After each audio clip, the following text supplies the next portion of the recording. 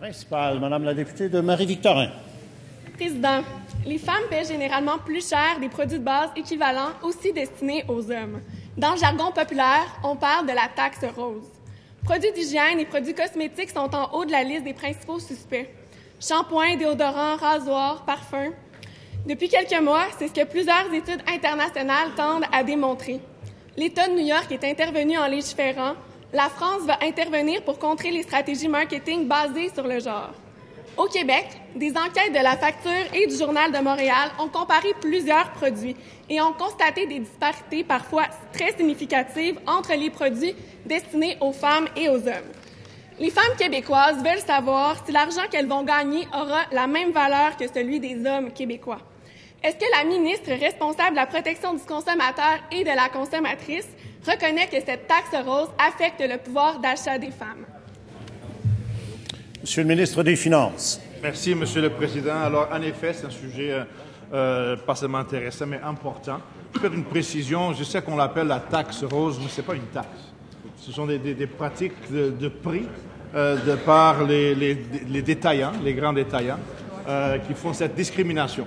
Mais ce n'est pas une taxe, ce n'est pas le gouvernement qui impose une taxe spéciale à ces produits-là. Donc, que ce soit clair. Alors, si on revient aux pratiques de prix des grandes chaînes de produits cosmétiques ou autres, en effet, il y a là des pratiques qui semblent à première vue un peu incompréhensibles. Donc, je pense qu'il y a du travail à faire de notre part en tant que gouvernement, de mieux que cela nous soit mieux expliqué.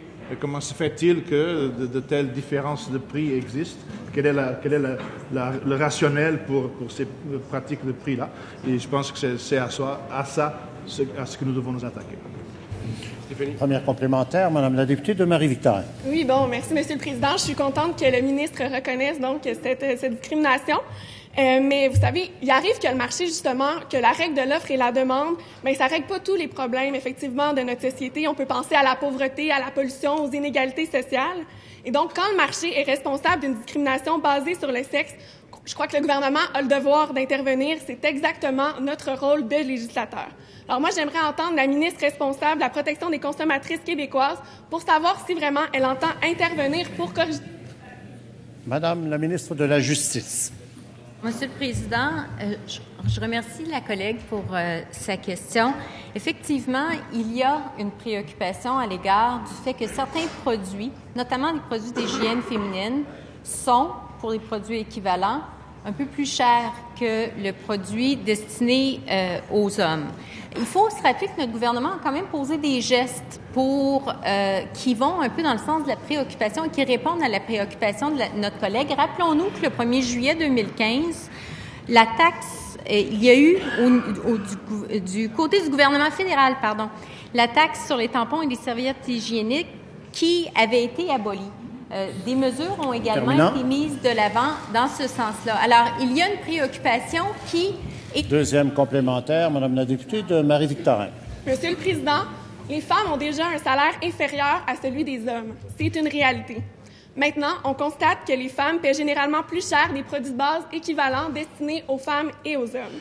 Est-ce que la ministre responsable de la protection des consommatrices considère que c'est normal que les femmes québécoises aient leur pouvoir d'achat réduit par cette taxe rose? Va-t-elle agir rapidement sur cet enjeu? Madame la ministre de la Justice.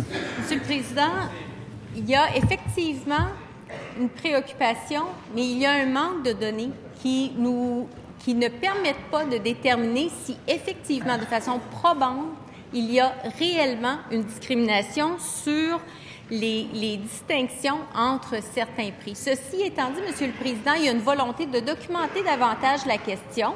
Nous allons le faire parce qu'avant de légiférer, avant d'apporter et de mettre de l'avant des mesures législatives, encore est-il important de s'assurer que ce qui est mis de l'avant est factuellement probant. Et ceci étant, je tiens à souligner que le Conseil du statut de la femme a également posé des gestes pour sensibiliser les consommatrices au niveau...